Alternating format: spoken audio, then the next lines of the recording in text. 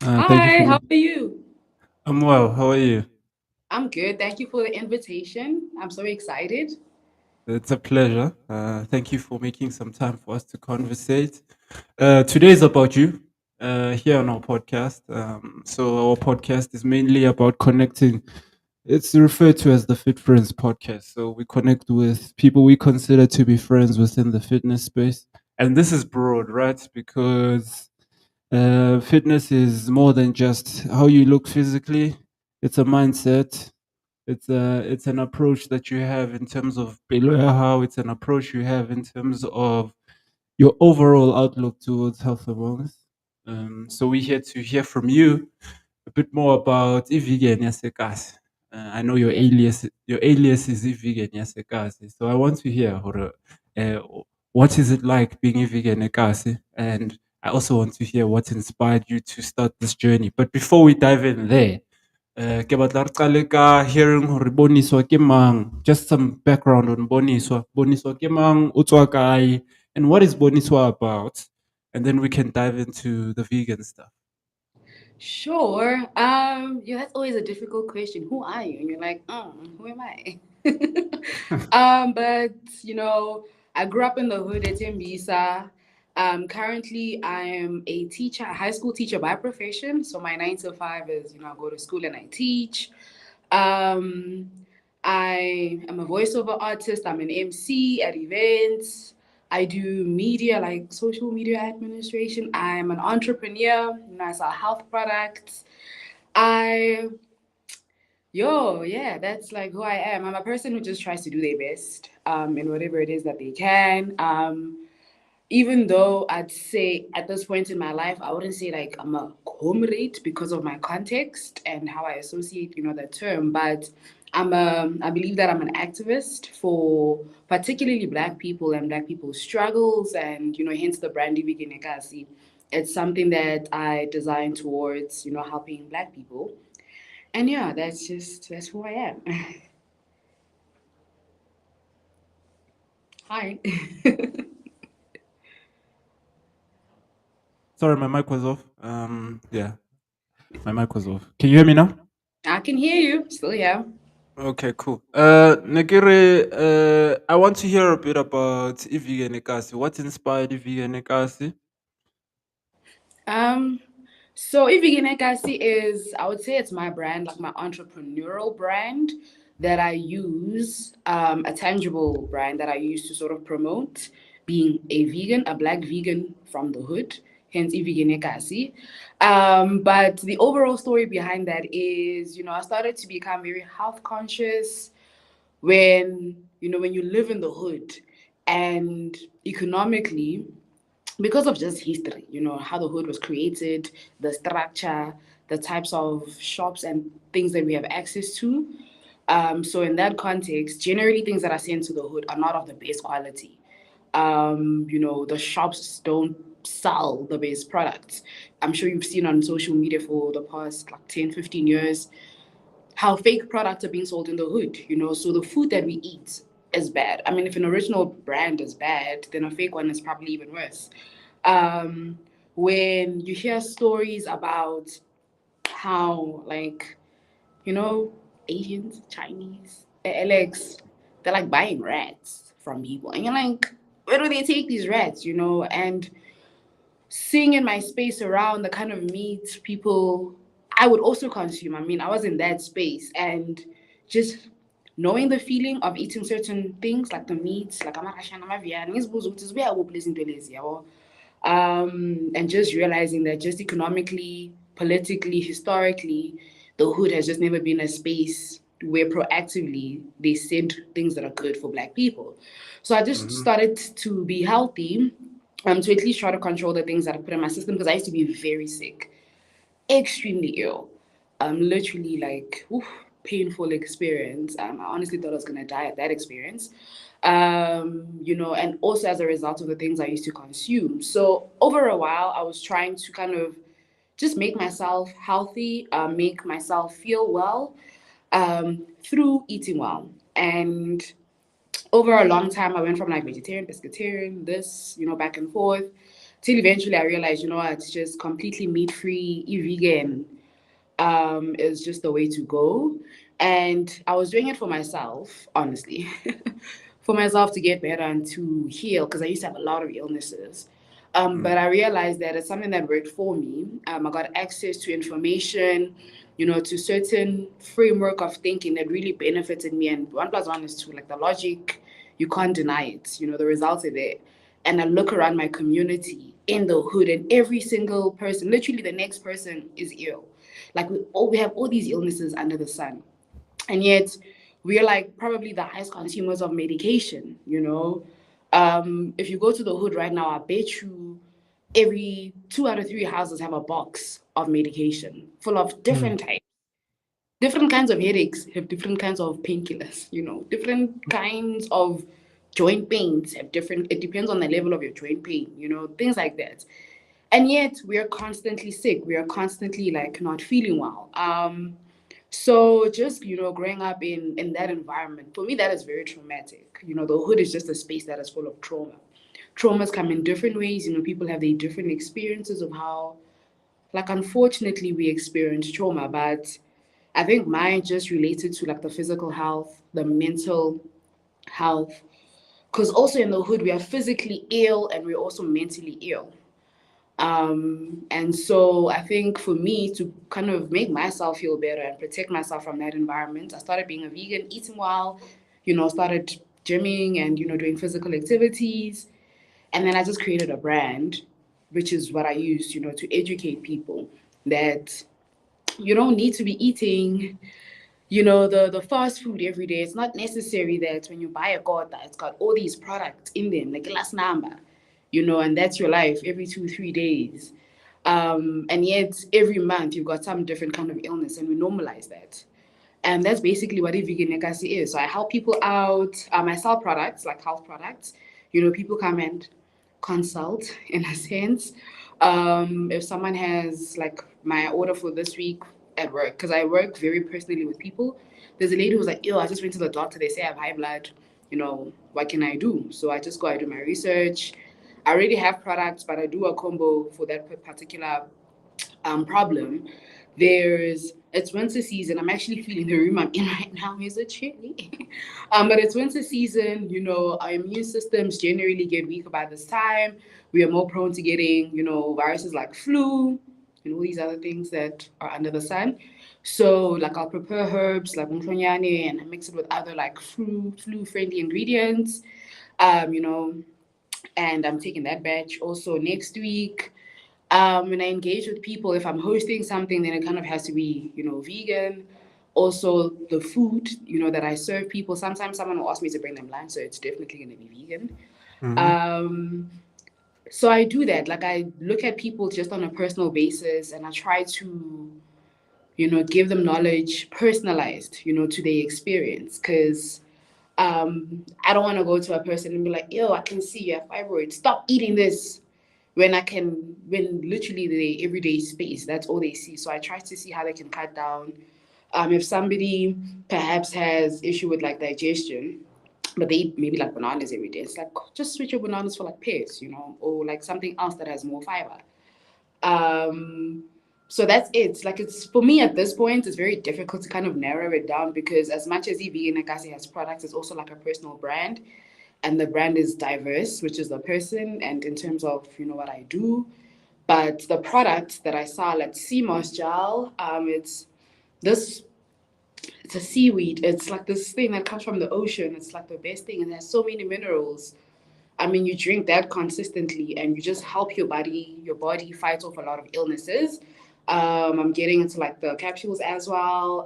There's different roots also that I'm going to start. Well, I have, but I think now I'm thinking scaling. So when I say I'm going to start doing stuff, it's literally just to like increase the capacity. Mhm. And yeah, I do a lot. Under the same brand, I MC at events. I'm a voiceover artist. I facilitate like meetings and learning groups and all of that.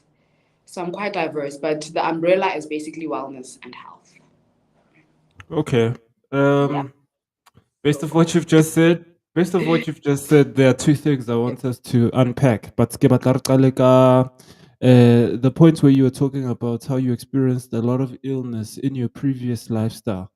Yeah. Yeah, I want you to tell me a bit about some of the illnesses that you experienced. If it's not like something that's too personal, I'd like you to Oh. share with us, Jorge, what are some of the illnesses you experienced, and what was the thing that made you realize that a vegan diet is all tusa in healing from these illnesses? Yo, my friend, I had 99 problems. You? So growing up, I was very sick. Then I'll lead up to the moment that honestly, that was the defining moment. That literally when I thought I was gonna die. But growing up, I was a very ill child. I'd say like any other girl or any other child that we've normalized. You know. So I had tonsils. Went and I took those out when I was a kid. Because every now and then, when I'd eat certain products, my tonsils would go ding ding ding ding, and they would swell up. So I thought Mm-hmm. they were the problem. So I went and I removed the tonsils and I continued, with my diet of eating everything under the sun. Um, I used to eat magwenya a lot. In the hood, right? Also, you're gonna eat in the morning. Mm. So I used to chow magwenya literally every day. That's when on your way to school. And I'd noticed that I'd have my digestive ooh, my digestive system was not functioning properly because I used to have like Mm-hmm. piles and like all these cramps. And I I used to be extremely cold. I mean these days I take the weather for granted. Like literally it's cold outside, but I'm like dressed down.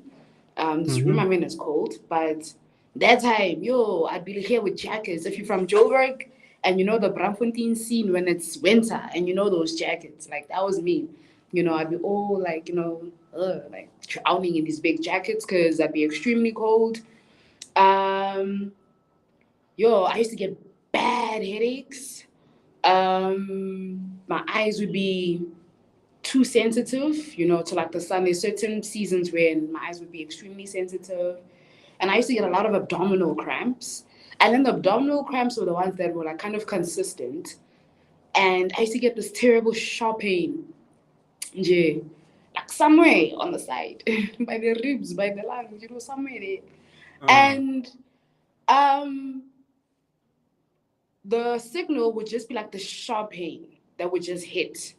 I'd be walking and just randomly just like hits for like a split second, but it's painful and then it goes away. And then after years, that split second became like 2 seconds, like 2 seconds, damn, like you literally freeze when it attacks because you can't move. That's how painful it is, even though it's a split uh, second.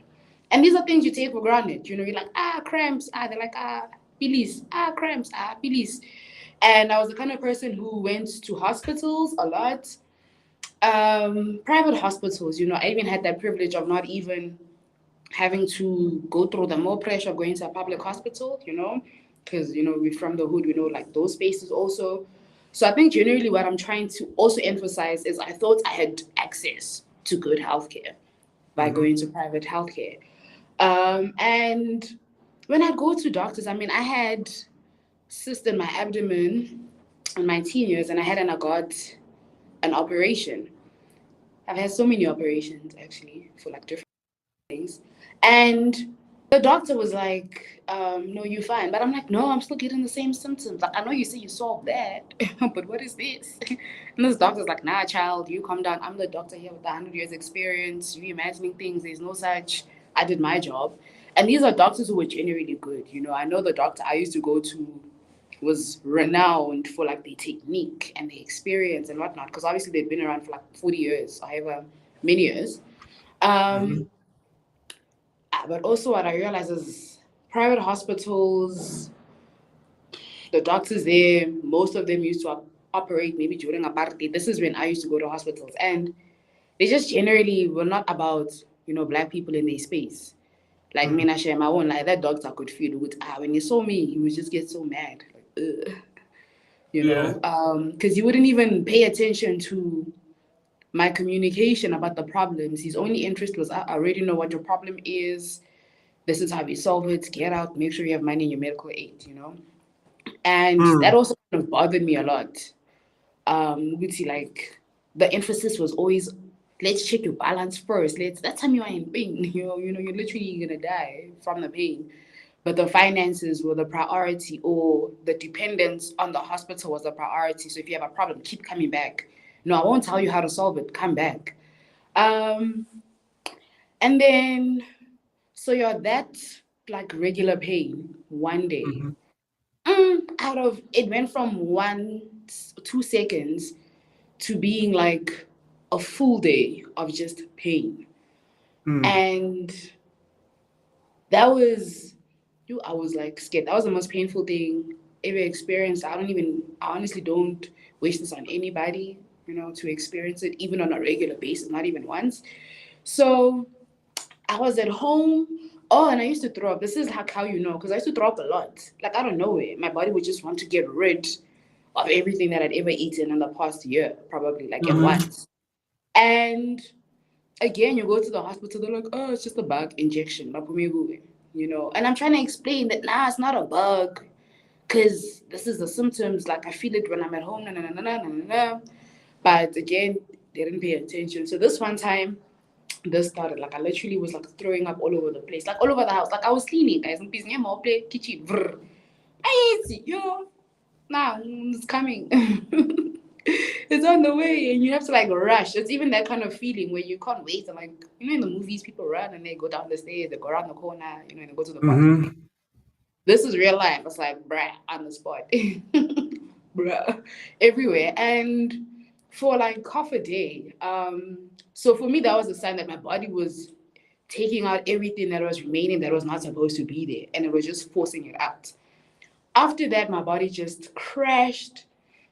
I was literally like bedridden, sick, with all the extreme symptoms. It was hot and cold at the same time. Literally, you are freezing, like ice cold, but you are Mm. sweating because you're hot. Mm. Like, I Mm. was extremely hungry, but I didn't want to see food. This was a like chain tipping point. So when you're ill, generally, people will like to spoil you. So, okay, they were like worried, oh, she's sick. Let's get her the nice things. I remember they went to check her. They came back with like all the junk food under the sun, thinking, let's help her get better. So, things like yogurt. Like, I remember them trying to feed me, and I was just like, ugh, what the hell is this? Like, get it away from me. Uh-huh. Things like they had like biscuits and stuff. I was like, ugh, like far away. Then there was this point, like this is when you know intuition, guys. My aunt, they went and they got KFC. Like literally, like I felt it. Like, do not even come through the gate. With that meal. I do not want to see it. I don't want to smell it. Like, get it far away from me. And they tried so many different things. And I didn't eat none of them. Like my hair, next, and all these things that generally you eat, when you think you want to make yourself feel better, which is the processed food. And then at some point, now when I'm literally on my bed, can't move nothing, can't speak, can't do jack, they worried because you're sweating, you're hot, you're all these extremities all at the same time. You can't even move. So my mom was like, yo, come home to Eastern Cape if you're gonna like tap out, rather tap out this side.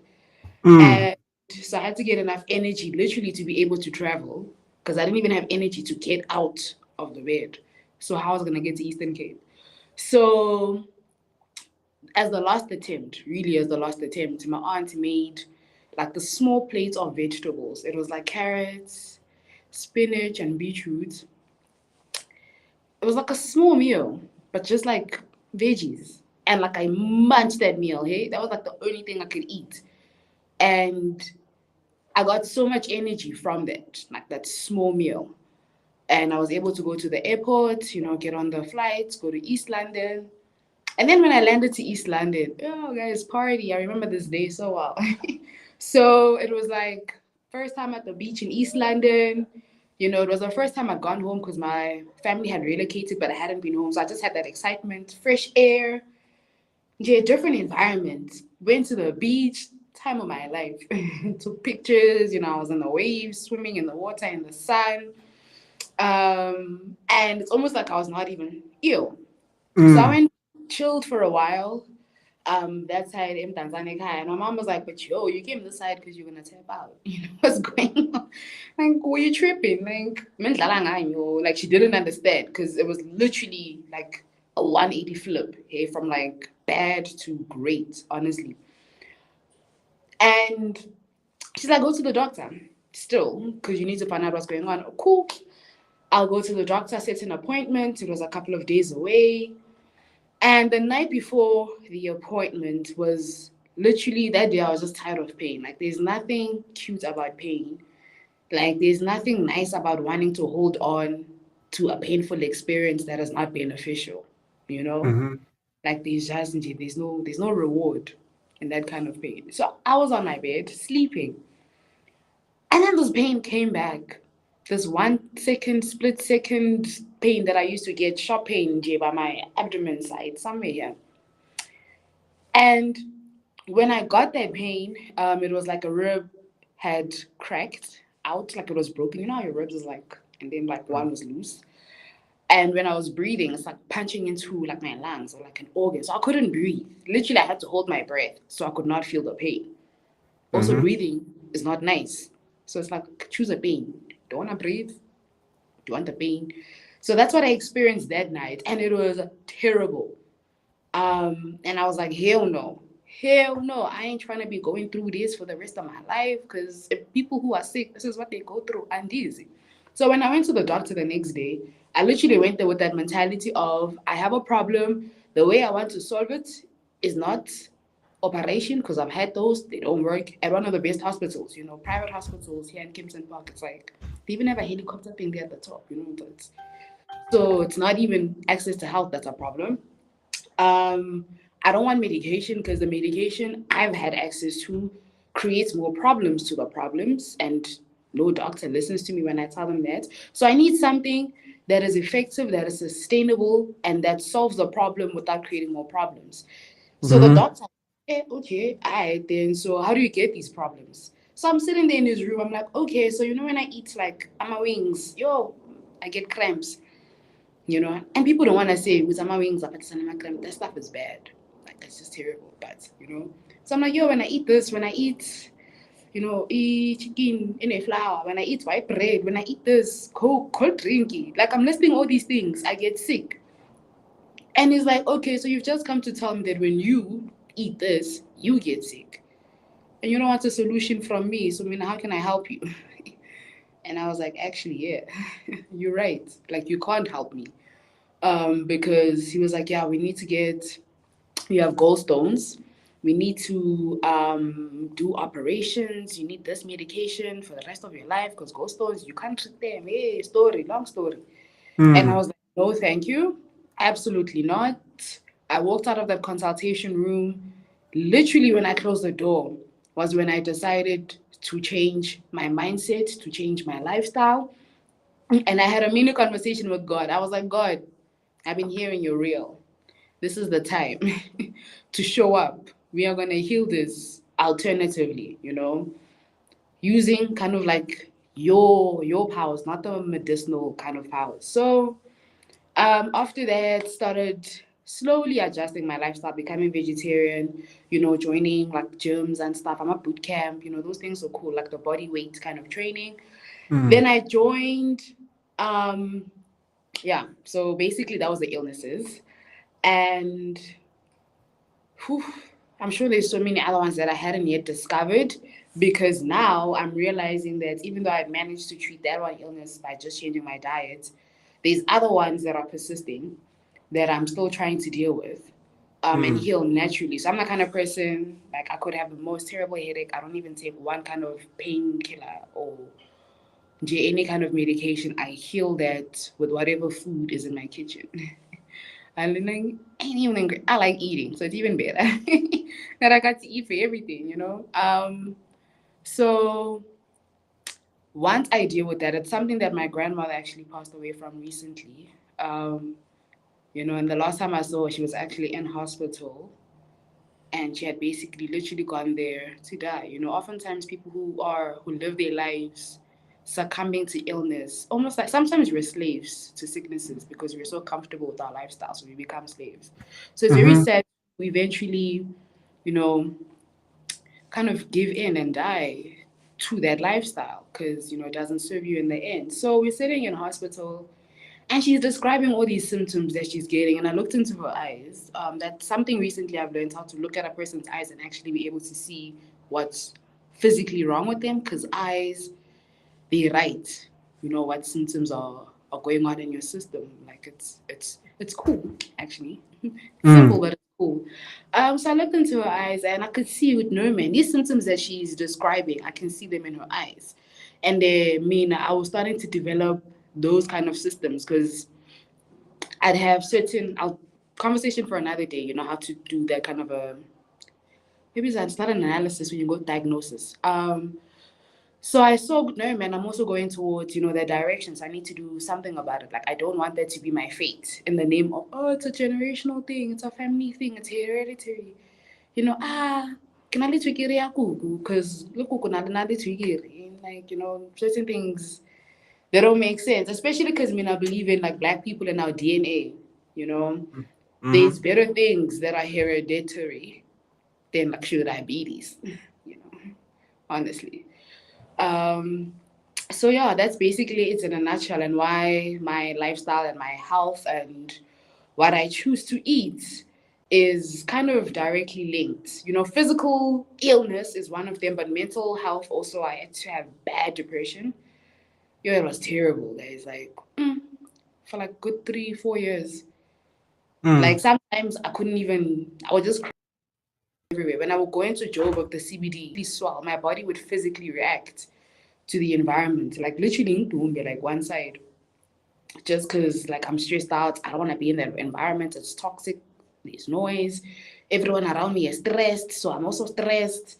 In the hood, you can see there's no future. You see people who are trying, but and not even that you're playing the role of God, but you can already tell that they fate. They've reached the ceiling because of the environment you're from. People who understand the township and the hood, you probably kind of get that context. Because the hood is not a good space. Like the hood is decaying. It's like it's a ticking bomb, and it's those Mm. bombs that explode bit by bit. It's not that one off explosion. So just being able to see all of that, seeing existing in that depression, existing in air pollution, existing in like the water pollution, existing in um, communities that have lost morale, that have lost morality, that have lost kind of a lot of dignity. The way that black people live, there's like very little dignity. If you have dignity, you're privileged. And and I'm saying that because I was one of the few people who had the slightest bit of dignity, and that was my privilege. And imagine that's all you have, and yet you like 100 times better than everyone else around you. Yeah, well, so just growing up in that kind of environment was very not good for the brain, not good for the spirit, not good for the soul. So also going through simultaneously while trying to heal myself physically, was trying to also heal like my mental wellness.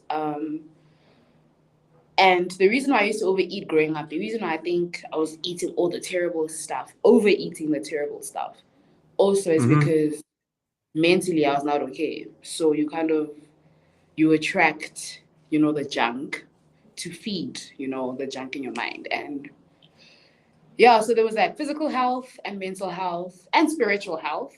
But yeah, all through that, just eating healthy, just like eat your veggies, guys, drink water, like drink herbs every now and then, and like try to get it. Try to get it. And Tina, as black people from the hood, also, like we're defeated by the system. But everywhere you go, literally when you step out your house, you have access to everything that's terrible for you. Mm. And it requires just that little bit of extra effort to get access to the things that are good for you. And you are worth it. Do that for yourself. I'm that kind of person that if kwamele ngigibele taxi, just so I can buy izinto ezithi-100, I'd rather do that than walk to the place that I have access to and still buy things for 200, but those things are deadly. Just and that's something that motivated me actually. The fact that there was just so much access to bad things, and I had to put in so much effort to get the good things. Is what motivated me to get out. Like, because you're fighting a very big system that is Mm. designed to destroy you, and you can't be comfortable in that system. So, like, do what you can to get out. And for me, like going to University of Pretoria was literally, I went there almost like therapy. You know how people go to university and they get very depressed? Because university Mm. is a very big environment. Like, I literally went there, guys, and I was having the time of my life. It was like therapy. Um, because it was intentional. It's something obviously that I prayed about for a long time. It was like, I need to get out. And if I don't have the money right now to get out, then I need to trade my time, which is what I have, which is valuable. People don't realize how much worth time has. Like, you might not have money, but if you have time and you have a brain that works, like, you sorted. So I went to University of Pretoria, and for me, I was like, I'm getting therapy for 4 years. I have enough time to work on myself, develop myself, like calm down my brain, because my brain was like, I would just cry everywhere. Like, I just couldn't help it, like just crying everywhere I go. Mm. Um, so I needed that space where there were trees. Like, no lies, I wanted to go to a place where there were trees, because there's no trees in Mm. the like banginesihlahla akini ni-like part-time job isihlahla ngoba umuntu urekhe all of those things, you know what I mean? So people just chop them off. So I wanted to go to a space that had trees, a space where I had access to like healthy food. Because I thought if I go to the burbs, there's lesser chance that they're trying to like kill each other hectically that side. So I'll have, access to better quality food. Um, and obviously I get to learn a degree, become a qualified teacher. And yeah, also teaching is like a calling. It's something that came to me also. Mm. Honestly, I didn't choose it.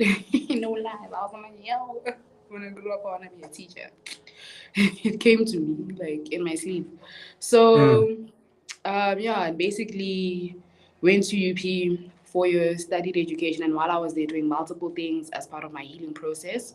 So healing, in terms of health and wellness, is a long journey, but it's like multifaceted. It's got like a lot going on. Okay. Yeah. I want us to talk healing.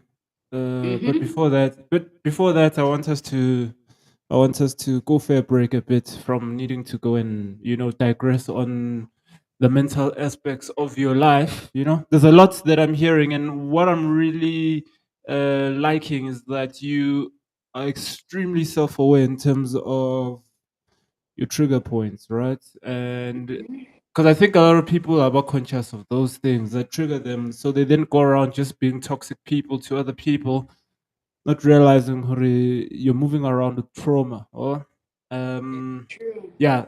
So we'll unpack that after this question. I want to talk about, obviously, you were saying just now, Hore, you'd rather travel to an area where you can access better quality food than just run a quick mission in and around like us to go get something.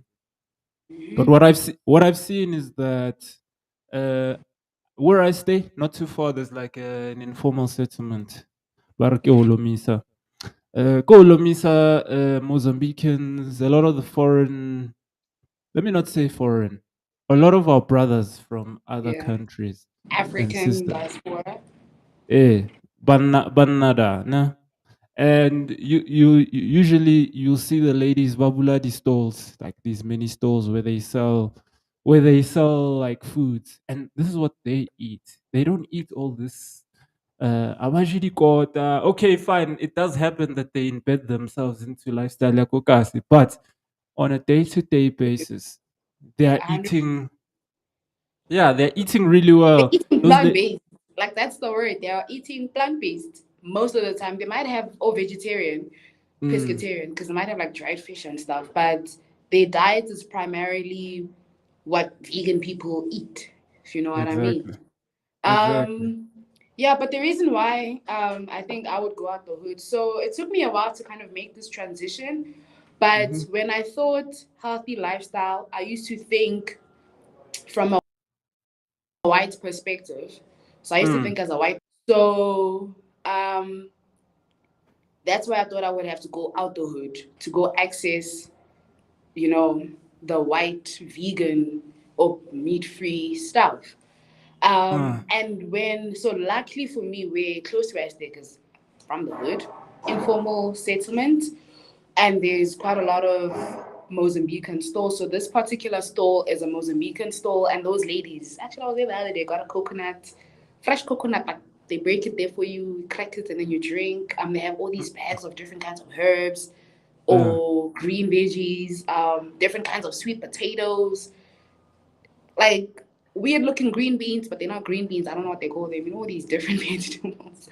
yeah, So I learned to good to know, man. Actually, black people, when you go back home or when you go deep into rural, the black perspective, our diet is primarily healthy, vegetarian, plant based. Then they can be pescatarian because there's like dried fish or whatever other alternatives, but that's not on a regular basis. That's like a once in a while basis. When mm, I go home in my kaya, the way that they eat is what I eat when I say I'm vegan. Because they don't eat meat all the time. You know, meat is like a commodity that they'd have. Bakunomcimbi. yeah, So Tuluti, there was a function in the area and they had to like slaughter a cow and you know that's what they consume until that is finished. Then they go for a while without meat until you know the next, setup. indeed. And so generally, Tina, when we say we eat meat as black people, I think we take that context, but Tina, what we need to be aware of, and honestly, conversation for another day, to admit is we eat from a place of like greed and gluttony without fully understanding, why certain practices were in place. We eat meat that you don't know where it comes from. Animals have a pulse, so you don't know the kind of environment that the energy it was consuming while it was alive. You don't know how Mm, it was killed. You don't know its health condition. You don't know anything about this animal. You just see a tray on a fridge. You pay for it. You add spices, all these marinades, and all of that. Just out of making that connection from the history. But me, now, literally what I eat now, when I say heavy, like literally, guys, papa. Okay, this is not when I'm doing my raw vegan, but I'll have like mm-hmm, ipapa, spinach, like cabbage, chakalaka, like beetroot. So I eat mushrooms, lentils, other types of protein. It's just not, meat. And these things, some of them I buy from the Mozambican stores. So I think it's also like a cultural difference. South Africans, I think it has to do a lot with our recent history, which unfortunately is like colonial history, and the setup. And that's why I think we have more of a white approach to how we live and how we eat versus other people who we look at as poor and we say, oh, they eat poor food. But that's literally originally what black people used to eat. And I think that's why we're struggling.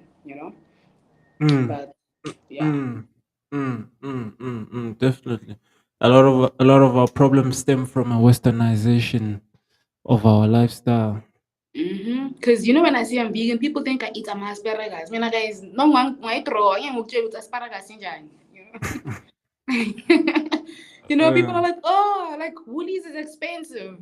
And I'm like, I said I don't eat meat. What does Woolworths have to do with anything? You get what I mean? Like, um, and also, ooh, sorry. uh, Also, when you eat like I eat, you don't eat the same way. So you eat nutrition. So your plate, you don't eat a whole platter of like mm, different kinds of food. And I think a meat-based diet, I realized myself, I used to eat a lot in terms mm, of portions because I wasn't getting minerals or nutrition. So when you go out with people and they order a platter and all you order is a salad, they look at your portion and they think, I would never, because they're using the same mindset, you know?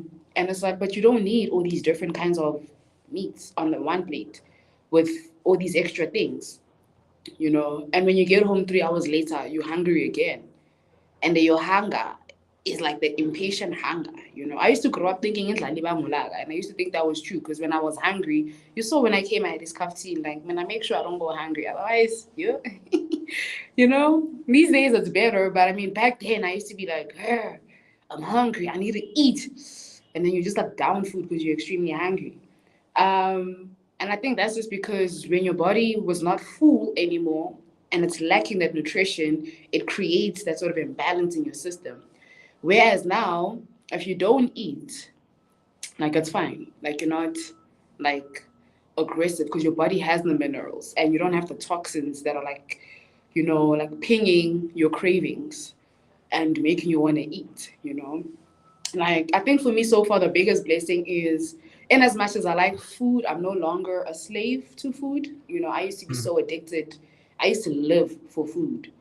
Uh, Um, and I used to eat all the time, but eat all the wrong things. Now I eat all the time, but I eat all the right things. And even if when I don't eat, like it's okay. Like my body has nutrition, the minerals. Like you can rest. It's not like, you know, yeah. I ain't saying be vegan, but I'm just hinting. Ya keep agara. I think I personally I think that to strike a balance in terms of the way you eat. So eating whole foods for me is the Ungaring ideology I like to push forward because I know for a lot of people to leave meat is a mission, right? So being conscious about the foods you eat is a good start. Before urutlolwa nama, yeah. So Exactly. cutting out all the processed stuff and making sure the food you eat is always whole food based. That's Uh, and true. then and then you can take it step by step from there in terms of making shifts and making adjustments to your lifestyle, and then if you do eat meat, lean cuts, or leaner cuts And that can you I can say, consume. with what you're describing, sorry to Mm. jump in, like your body will tell you. Like something that I think we underestimate within ourselves is the power of our intuition. Oh And a yeah, lot of the time we sleep on that. Like your body will tell you what you need and what you don't need. yes, all And the that time. is what helps you being able to make those conscious decisions, being able to listen to your body rather than listening to your environment. Mm. Mm. Continue. Uh-huh. So I want to hear from you a bit about what the vegan diet has done for you physically, right? I know vegans, nah? So it has a lot of changes on them physically. I'm not talking now internally because we've spoken about how it's helped you heal from internal ailments. Let's talk externally now. What are like some of the changes it's already warning on your body since Ukala the vegan lifestyle? So generally, when you eat healthy, your body, what happens is your body will flush out a lot of waste, and that's how Mm, you lose weight because you mm, get rid of everything that was stuck in your body. Because the fruits and vegetables, they help that process. So that's just one way. I've lost a lot of weight, but I'm a very thick person. So what happened was my body lost the waste, and once I think I no longer had waste, and I'm still eating nutrition, like I was able to still like stay thick, Because I mm, remember this one time this girl at my res, every time we go to dining hall, she'd look at my food. Funny enough, people used to think I would get my food at home and I was eating from the same dining hall, but every day people were getting sick and complaining about the food from the dining hall because they were eating the prepared cooked stuff and I was mm. eating from the salad bar. But anyway, so she's looking at my plate and she's like, Bonnie, man, you can my veg. Marustula. And I was like, yeah, like I still eat a lot. And that time my diet consisted a lot of carbs, like a lot of unhealthy things still. And like bad carbs, like too much carbs, too much like potatoes, too much fries, too much this, too much that. And so in essence, I was still like big. Mm, Then when but what I noticed is my big was different. I grew up a big girl, like I was a big chubby fat girl. But there like my body was like being used to it. Manje ngathi ngithick. I don't know if that makes sense in terms of trying to make the differences. But like the effort is less. Like I would see there was a time when I was doing boot camps and aerobics and stuff. And so I like dancing, I like gym, I like to have fun. But I'm one of those people, I don't want to be like suffering at the gym, I mean, mm, tractors, like 100, 300, 100 kilograms, because they want you to get the results and stuff. But I remember there was a time when I joined these groups, I was getting results quicker. And I'm not the person who will do 300, I don't know if you know what I mean, just with less input. That's what I mean. I was uh. getting better results with less input. I wasn't the most hardworking person at the gym. There's people who can do the 300, and I'm like, ew, type of thing. Mina and can I just do a for show instead of like 100 squats? So I just know that physically, I was able to build the muscle. Like people say, when you don't eat meat, you don't get muscle. Like I don't know where that theory came from, guys. Like no, totally not true. I was like thick. I was like nicely shaped. Very quick. When I go to gym, like I can sweat quickly and all of that. I'm a person who goes to gym and I have fun, and it looks like I'm there recording a TikTok, but I get the results, and it's all Mm, because of my diet. You know what I mean? mm, Mina ungangibheki base-gym uzophathwa yi-stress because mina ngiyajive, like ngidlala ipiano, ngishaya amavosho, ngenzeni. I'll do the gym stuff every now and then, but I think what I'm trying to emphasize is just when you eat better, gym is a lot easier. mm, Honestly, it's like a lot easier. And you don't have to be mm. killing yourself to get the results that you want. And that's how you're neglecting the kitchen. Like focus on the kitchen, and I promise you, like your physique is gonna get you there. Okay.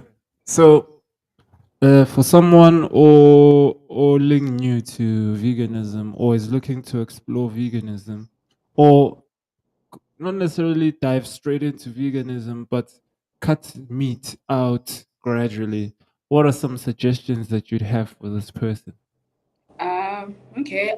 So like the first things first is you like it's a mindset thing so Mm, that you can enjoy it. I want to promote this so people enjoy it and don't feel like you're giving up. Like, yeah, when you feel like you've given up meat, then I feel like buzowanzima.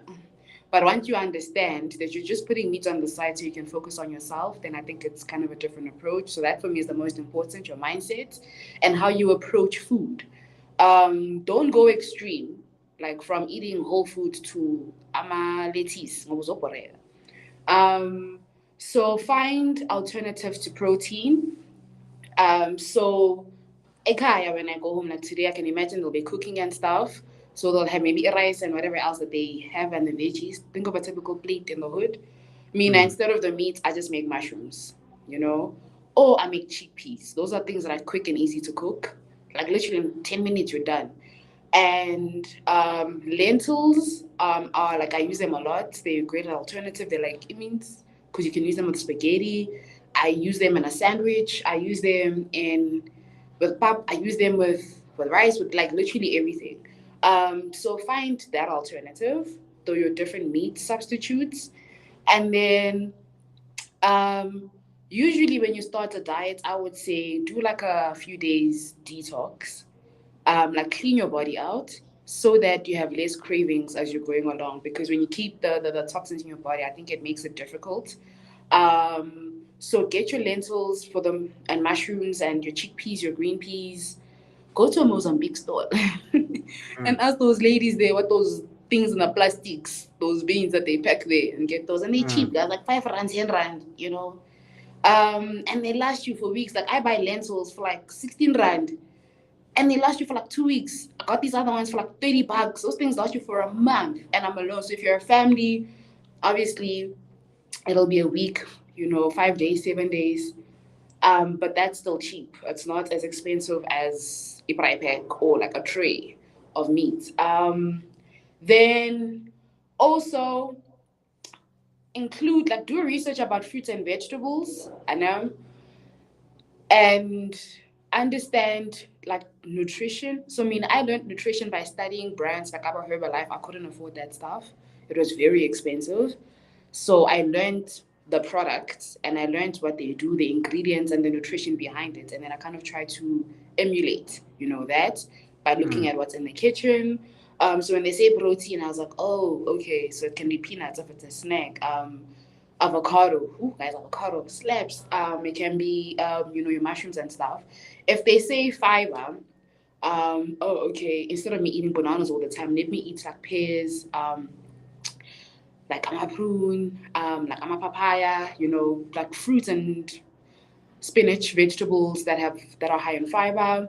So that's what I did. Like, do research, listen to your body as well. Like determine what it is that you need to heal, so that you're also able to focus on those things.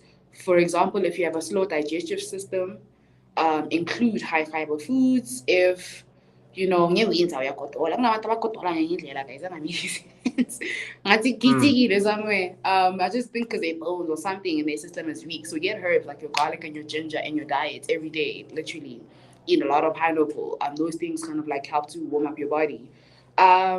It does help to find a society or a community that is that has the same mission and vision. So if you're on social media, follow groups that post like healthy food, smoothies, all of those things. So that's what you see on your feed, and you have places where you can go and look for tips. Mm. Try to unfollow the meat stuff that you follow, because it's guys triggers. It's gonna trigger you. You're gonna see that big burger with like 8 patties and the cheese dripping and all of that, and you're gonna like, you're gonna feel like you're missing out. Mm. Um, so for me, what I was part of a community and university, so that kind of accelerated my transition. And that's what I do with my brand, is also people just generally when they tell me, oh, I'm doing this for a week, I engage with them. Um, so it really does help. And like for me also, I like to say 1+1 is 2. I like that phrase because life has a certain logic. 1+1 is 2. Like no matter what you say, no matter what perspective you have, no matter how you want to fight it, if the logic says 1+1 is 2 is what it is. So once you Mm. accept that and you realize that, eating right and eating healthy is the 1+1 that you need, then you go for it. Because ingani, a lot of people, we just have pride and we have like, this resistance. And it can push you for like a while, but it's not going to get you far. So if you want to be a vegan, it's your mindset. You need to change that completely. Understand the negative impact that the other lifestyle has on your body. And once you know that, then that's the 1+1 is 2. The second thing is you find alternatives for protein. You'll realize there's a lot. I mentioned a few: lentils, mushrooms, chickpeas, baked beans, kidney beans, like all those types of beans, like a stamp, all of that. That's the protein. Don't try to completely change your lifestyle, because halfway it's gonna be difficult. So Mhm. every day, like you've never been there, it's gonna be hard. So slowly transition into it by incorporating these alternatives while slowly fading out the bad habits. And yeah, join a community also. And yeah, do research. Sorry, someone's looking.